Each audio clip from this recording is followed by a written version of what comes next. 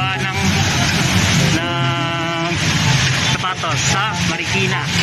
So yun, nandito ako dahil bibisita ako sa mga kamag-anak. So yun, medyo matagal na rin kasi ako, halos santaw may gitna akong dinapunta dito. So yan, yan guys, nakikita nyo yan. So yun, welcome back.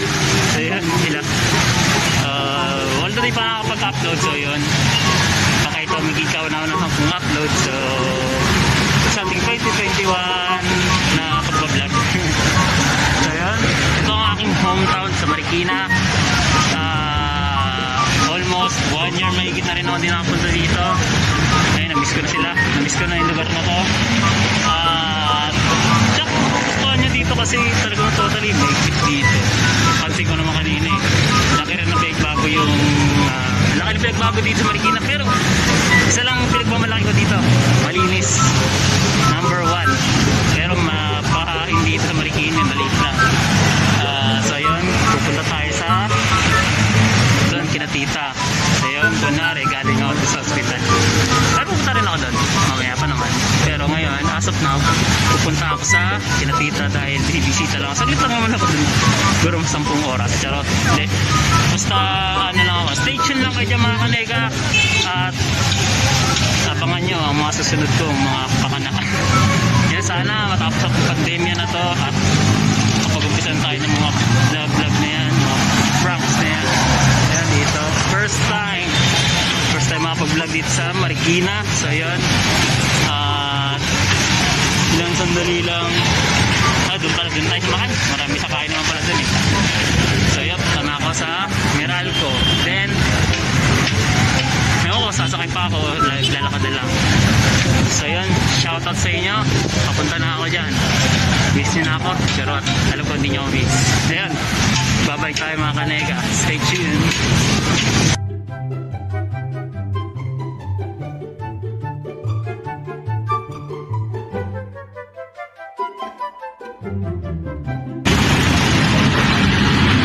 So yun guys, babalik. So yun, nandito tayo sa Meralco ngayon. So yun, sa Bayan-Bayanan. So yun, Marikina Heights tayo mga kanega. Oh yun, so yun mga kanega, konting na lang doon, konting diretso na lang doon, di paliko-liko pa. Yun, doon na sa bahay namin doon sa Marikina. Kasi yung bahay namin is isang mansyon. Mansyon yun, pero pinaghati yan sa 4. Yung 3 yung sa harap, yung isa yung likod, doon kami. So yun, kaya hindi na kami doon kami. Pero papakita ko pala sa inyo mamaya kung makakapasok na sa likod. Yun, so yun mga kanega, stay tuned lang kayo dyan at comment down below kung anong gusto natin gawin dito sa Marikina. Then babalik pa naman ako dito, hindi pa naman to yung unat balik ko punta dito, nakakamiss eh. So yun, babalik tayo.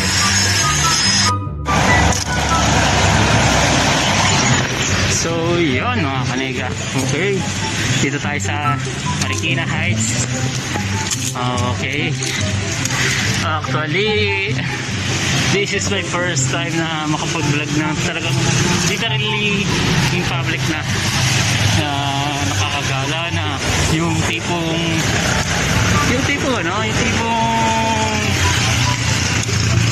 ko ipaliwanag, basta first time pero sasanay din naman ako mga kanega dahil it's my first time na nakapag-ano ko dito in public. Dare nyo ako kung pwedeng gawin, comment nyo lang dyan. Then itatak nyo to sa kokote nyo, charot, itatak nyo sa date nyo, October 16, 2021 for my first vlog in public. So yun, kayaman pero ginawa ko pa rin. So yun, dito tayo sa Maris. So yun, ito pala yung dating computer shop. Yan. Diyan ako dati naglalaro kasi mga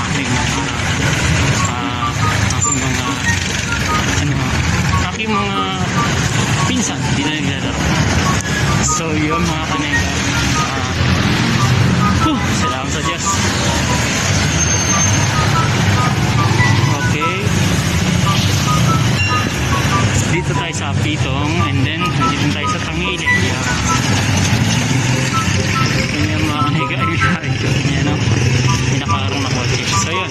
Dito kasi okay lang kahit ka-parking sa tapat mo mismo yung bahay, yung mga sasakyan mo, pero di mo bawal. Pero kung sasakyan mo naman sarili, pwede.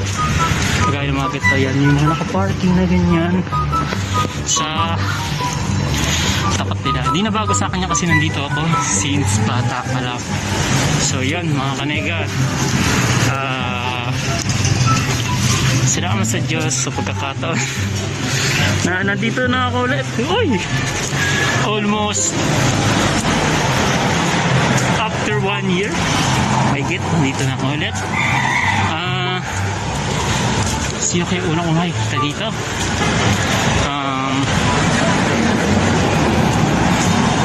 Hindi ko alam sino, pero nakikita ko din yung lolo ko, yung step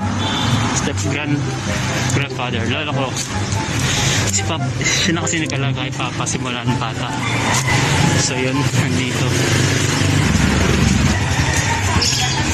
So yun, nandito yung pinsang ko matapat. Yun, dito na ako. So yun mga kanega. Okay. So yun. Okay. Babati mo na tayo. Pa! Minsan lang kayo kasi. Ay, bihira po. Ngayon po. So guys, baka kagatin tayo. Lapo nang. Okay. Yes. Laki ng pinagbago ng bahay. Upgraded na. So yan, yan pa yung bahay ngayon. Ayan. So yan. Konting na lang. So yan. Wala pa tao dito. Dito. Yes, Tito Roel. Ayan. So yan mga kanega. Yun. Wala. Trip ko lang. So yun. Dito kasi sa Marikina Heights, dito may pinapagawa kaming ospital. So yun. Ewan, di pa tapos. Pinapaayos pa. So yun, konting ano pa, kasi malaking hospital yun. Kasi dito hospital, di ko alam. Basta. So yun, nandito ako. Nandito na ako. Nakaano kasi may aso. Makakagatin ako. Ang mga problema na nga kami dahil sa kagat ng aso, baka ako pa makagat. Hirap na. So yun, babalik tayo. Yan guys. So yun. Pauwi na kami. Pauwi ako lang pala pauwi. So yun. Nagpapasalamat ako sa pagkakataon na pinagkaroon na hindi ko masabi talaga ba na madilim dito. Pero papasalamat talaga ako sa pagkakataon na pinagkaloob na punta dito na kahit pa paano kahit pa paano nakabalik ako dito sa hometown ko. So yun, shoutout pala kay Tito Roel dan sa ano ni Russell. Ay, Russell din, Darlene. So yun, nakabalik ako dito sa Marikina. Ngayon OTW sa Pasig ulit. Pabalik na ako kung saan ako nakatira yan, sa Pasig ulit. Yan yung baris na tinutukoy ko mga kanega, kung saan ito yung likod niya. Yan yung likod niya mga kanega. Dito kasi natandaan lagi na sa dito sa park area na to, dito yung pinaka yung likod niya. Kasi pinuntahan natin kanina, yun yung ano ko, yung yun yung gilid or yung harap ng chapel. Yun. Pero hindi yung pinakaharap. So yun, pupunta tayo. Lalakaran lang natin hanggang Meralco. So yun. Siguro December ulit. Yun.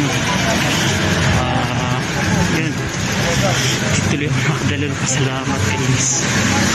Pero pinakaloob yun. Salamat sa Diyos. So yun, papunta tayo sa Meralco. Walk-in lang, lakad lang tayo. Kasi para exercise na rin. Ayan. Ito yung gilid ng Maris. Maris School siya kung tawagin talaga. Maris School. Ayan. Madilim na talaga mga kanega. Pero yan yun lang. Makikita nyo rin yan. Ayan. Ayan. Makikita nyo mga kanega. Yan. Yan ang Maris School. Pero yung makikita nyo may... Saan ba yan? Kung nakikita nyo man, ayun, yung kulay may kulay blurred na orange, yun. Nakikita nyo yun ang simbahan. Yun. Pero, may talaga dyan, school siya na malaki siyang school na hindi natin hektarya kung gaano kalaki, kung gaano kalawak, pero malawak siya. Napasok pa na kasi yung bata ko. Matilim dito, wait lang mga kanega. Dito tayo sa maliwanag. So yun, dito tayo sa maliwanag. Yan. Nakita tayo. Yun. Yan yung Maris. Nakikita niyan. So yun, papunta ako ng Marikina Heights National High School, tsaka yung Marikina Heights High School, tsaka yung Kapitolyo Elementary School. Kung saan ako nag-elementary na grade 2, 3, tsaka yung grade 1 pabalik-balik ako. May history na ako dyan sa mga yan. Yan, talaga dito talaga ako. So yun, papunta tayo sa Marikina Heights National High School. Marikina Heights High School. Bali dalawa high school dito, then isang elementary. Magkakadikit sila kasi yun, bagong gawa lang yung Marikina Heights National High School. National High School ba? Tawag doon? Basta yun. So yun, yung Maris pala is pinag-shootingan ng mga artista din yun. Pero wala na ako dyan kung ano ginagawa nila. Basta makano lang. So yun, nakikita nyo guys, malawak talaga dito at malinis sa Marikina. Yun isa sa pinagmamalaki ko sa Marikina, malinis talaga siya mga kaneka. Hindi ko pagpapalit kahit kaninong lungsad, saan man lungsod o saan lugar itong Marikina. Kasi napamahal na ako dito ako lumaki. At hindi man ako dito pero dito ko ginigisnan, dito ko namulat na ang kalinisan, hindi walang pinipili. At tingnan nyo, ano kayo sa ibang lugar, ang dudumi. Oo rin po siya mga kanega. But yung kalinisan sa Marikina nananatili. Simula na wala pa pandemya hanggang ngayon may pandemya, malinis pa rin ang Marikina, hindi napapabayaan. Pero ang isa sa kinakatakutan dito Marikina, jaywalking. Bawal ang jaywalking dito, kaya doon tayo sa may pedestrian dadaan. Yan. Kasi may multa yung pag jaywalking. Kaya dito ako sa hometown ko sa Marikina Heights. At doon yung kung saan nag-kinder yung kapatid ko. Pero di ko na alam kung saan punta yun. Ayun, makikita niyo yan. Doon tayo dadaan. Doon yung dalawang high school tsaka isang elementary. Na sa elementary, doon ako nag-aral ng grade 2 to 3. Grade 1 din, pero pabalik-balik. Kaya napunta kami ng Pasig. So yung pabalik ng grade 1, ay siguro hindi lang bumalik ng grade 1, siguro college na ako ngayon. Or although dapat talaga tapos na sa pag-aaral, pero also putok patigasan ng ulo ko o sakali. Batalyon naman talaga ako, pero di ko lang ginagamit. So yun, ito nga pala mga kanega, Marikina Heights National High School. Ayan, tamang hindi lang bumalik ng grade 1, siguro college na ako ngayon. Or although, dapat talaga tapos na ako mag-aaral. Pero, also patigasan ng ulo ko. O sakay. Batalyon naman talaga ako, pero di ko lang ginagamit. So yun, ito nga pala mga kanayga. Marikina Heights National High School. Ayan. Tama nga ako, napangga ko. Tama nga pagkahula ako, yan ah. Nakikita niyo yan, yan bagong gawa yan. Yan. Pero papansin nyo, hindi siya marumit, hindi pa siya historical. Ewan ko nagamit na to, pero alam ko nagamit na nila to na mga teacher. Ayan, papunta tayo sa ikalawang school na historical din sa akin. Pero pinaka-historical sa yung pangatlo na pupunta natin. At doon talaga nakapasok. At doon may kalokohan akong nangyari. Stay tuned na kayo mga kanayga.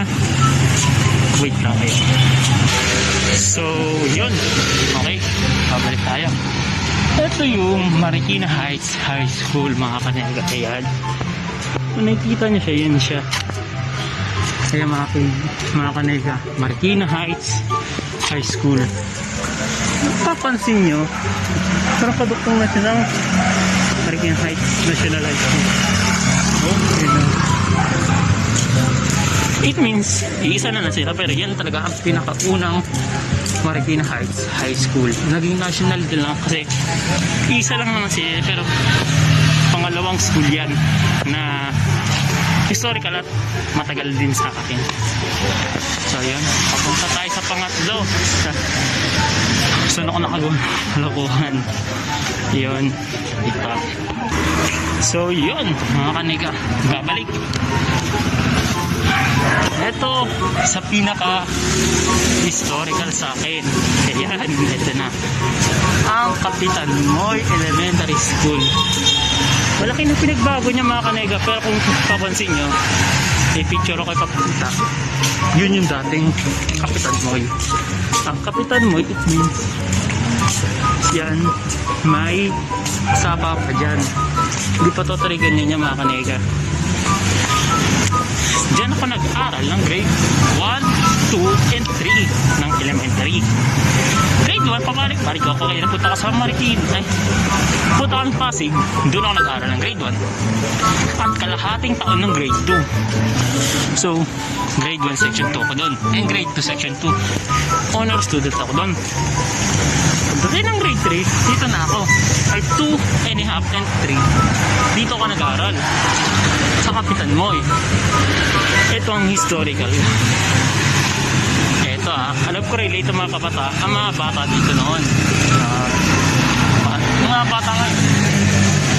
Kasi nung grade 3 ako, diyan ako nag-aral. Dami kong kalokohan dyan.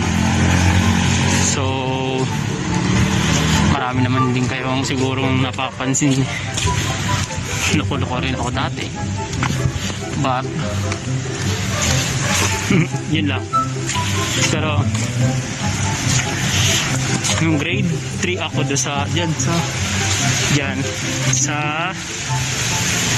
Kapitan Moy, siga ako dyan dati. Kung nalalaman niya lang, di lang halata sa pagbumukha ko, pero siga ako dati dyan. Ako number 1 na pasugulero dyan nung elementary ako sa Kapitan Moy. Yun ang history ko. Pasugulero ako dati. Mahilig ako makipagsuntuka, pero nga di nahalata sa akin kasi laki ng nagbago ko eh. Napunta lang sa Pasig ganun. So yun, ito yung court tsaka yung City Hall ng Marikina Heights. Ano ko eh, parang historical na to. Pero yun nga, susulitan na natin pag-vlog. Yan lang, kung nakikita nyo yan guys, yan yung court ng City Hall ng Marikina Heights. City Hall tuloy. Katabi lang naman din niya ang City Hall ng Marikina Heights. Abala papagal kang gala dito. Pero meron isa pang history sa Marikina Heights sa akin. Yung Milagrosa, sino nakakaalam nun kung sino yung mga naabutan ng bata dito sa Marikina Heights, tsaka malapit sa amin, tsak, napuntahan nyo na ang Marikina, ang Milagrosa, sorry. Yun. Alam ko napuntahan nyo na yun. History din sa inyo, alam ko. Kasi wala ka pananampalataya, wala kang ano sa Diyos. Sigurado, ligaw ka. Ililigaw ka ng maraming kanto doon, maraming nagpapaligaw doon, maraming masasama doon. Hindi masama tawa si village yun. Pero merong magpaparamdam. Tsak, ililigaw ko doon. Ito dati yung bago tayo tawawid mga kanega, ito yung dating Tiangge. Yan yung dating Tiangge mga kanega. Yan. Kung napapansin nyo, may mga ano na siya dyan, laki ng pinagbago. Yung mga taga Marikina kayo sigurado alam nyo yun. Dating Tiangge yan at dinadagsa ng maraming tao at maraming tao dyan para makapagan. Yun. Ito yung Circle Mall. Dito ako mag-ala dati. Nakakatiga. Kung saan? I love Marikina Heights. Yo! Ayun na, CEO na Marikina Heights. Talaga yun. Nakikita niyo. Ayan na Circle Mall. Diyan kami gala dati. Mga mag-uwi. Pero may isa pa ako historical. Nasa lapit ko sa mga ngayon.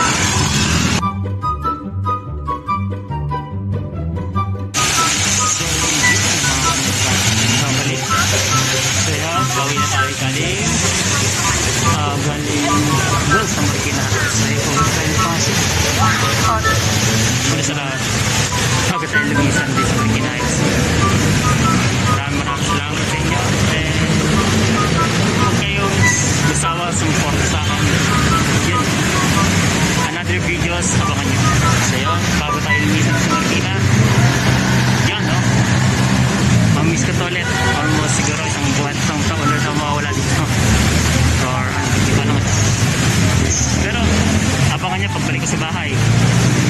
At tayo sabon. So yun lang mga kanega. Pagbalik ko, alam niyo na. So shoutout muna tayo. Okay.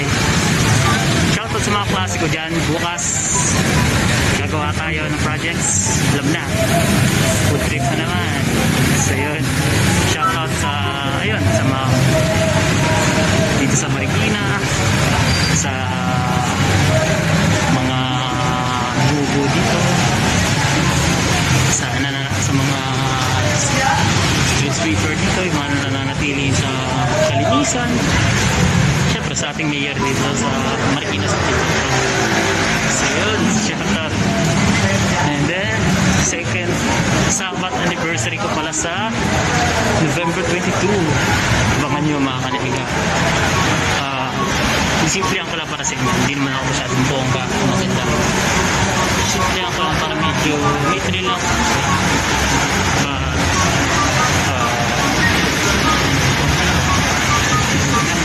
Wala talaga naisip. Pero yun na. Salamat sa Diyos. Kawit na naman. Stay chill.